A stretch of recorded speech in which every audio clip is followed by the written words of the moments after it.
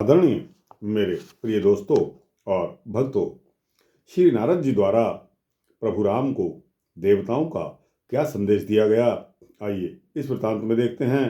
दोस्तों, यह वृतांत 4-5 मिनट का होने वाला है, अतः आपसे विनती है कि बने रहिए इस वृतांत के अंत तक। तो दोस्तों, आपको पता चल जाएगा कि श्री नारद जी ने प्रभु राम को क्या संदेश दिया था, जो कि देवताओं का संदेश था। तो दोस्तों, यहाँ श्री शिव जी पार्वती जी को बता रहे हैं। श्री शिव जी बोलते हैं कि इस प्रकार अयोध्या नगरी में सुखपूर्वक सीता के साथ क्रीड़ा करते हुए प्रभु राम के पास 12वें वर्ष में एक दिन आकाश मार्ग से नारद मुनि आए। सीता तथा लक्ष्मण सहित राम ने मुनि की पूजा की और तब श्री नारद जी ने राम से देवताओं का संदेश सुनाते हुए कहा कि आप रावण को मारकर तभी राज्य करें। रघुकुल श्रेष्ठ श्री राम ने कहा कि बहुत अच्छा। फिर उन्होंने नारद जी की पूजा की। तदनंतर राम सीता से कहने लगे कि मेरे पिता मेरा राज्याभिषेक करना चाहते हैं, परंतु मैंने उसमें विघ्न उपस्थित कर दिया है, क्योंकि रावण आदि का वध करने के लिए लक्ष्मण को साथ लेकर मैं दंडकारण्य में जाने की व्यवस्था सोच रहा हूँ। तुम यहीं पर रहकर माता कौशल्या और राजा दशरथ की सेवा करना।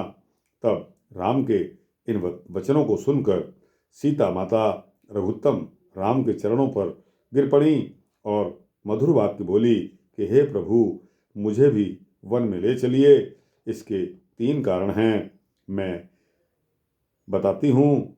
एक तो यह कि मैंने बाल्यकाल में मेरे हाथ की रेखा को किसी ब्राह्मण श्रेष्ठ को दिखाया था, जिन्होंने मुझे बताया था कि तुम अपने पति के साथ वनवास करोगी।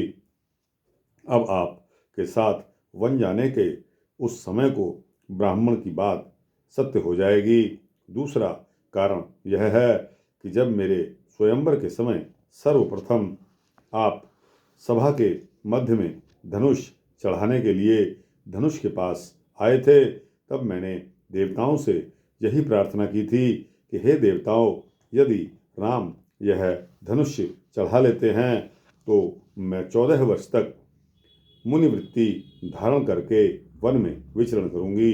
अतः आप मुझे वन में ले जाकर मेरी इस प्रतिज्ञा को भी सत्य बनाइए। और इसका तीसरा कारण यह है कि मैंने सर्वोत्तम रामायण ग्रंथ में यह सुना है कि सीता के बिना राम कभी वन में नहीं गए। अतः आपको मुझे दंडकारण्य में साथ ले जाना चाहिए। सीता के इन वचनों को सुनकर राम हंस पड़े और उसका आलिंगन करने लगे और तथास्तु कहा।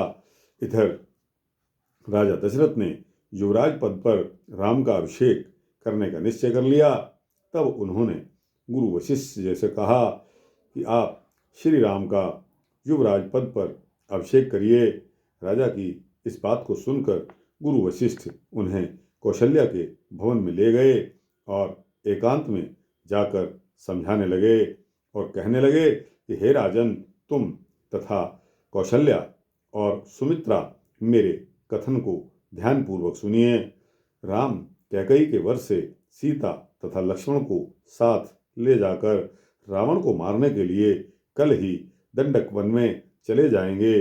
अतः अज्ञानी के समान आप रामाभिषेक के लिए सुमंत्र को कहकर शीघ्र ही सामग्री मंगवाइए।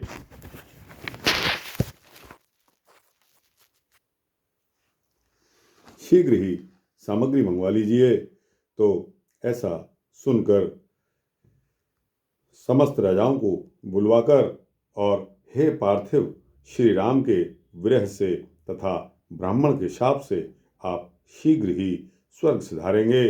इसके पश्चात माता कौशल्या ही राम उत्सव को देखेगी। हे नृप उत्तम, भविष्य रेखा ब्रह्मादिकों के लिए भी दुर्लंघनीय होती है। तो दोस्तों, यह नारद जी ने देवताओं का संदेश जब प्रभु राम को वन गमन के लिए दिया और राम और सीता का परस्पर यह विचार बना कि सीता जी ने भी अपने 3 हेतुक वन में जाने के लिए अपना जस्टिफिकेशन बता दिया। तो दोस्तों, यह वृत्तांत यहाँ समाप्त होता है। आपको कैसा लगा? अच्छा लगा हो तो इसको लाइक और शेयर करते हुए अपने दोस्तों, भक्तों, मित्रों, जिज्ञासुओं को भेजिए और इस चैनल को सब्सक्राइब कर देंगे तो आपको इसी तरह के भक्ति वृत्तांत सूक्ष्म रूप में मिलते रहेंगे। जय श्री राम, जय श्री सीता रामचंद्र भगवान की जय।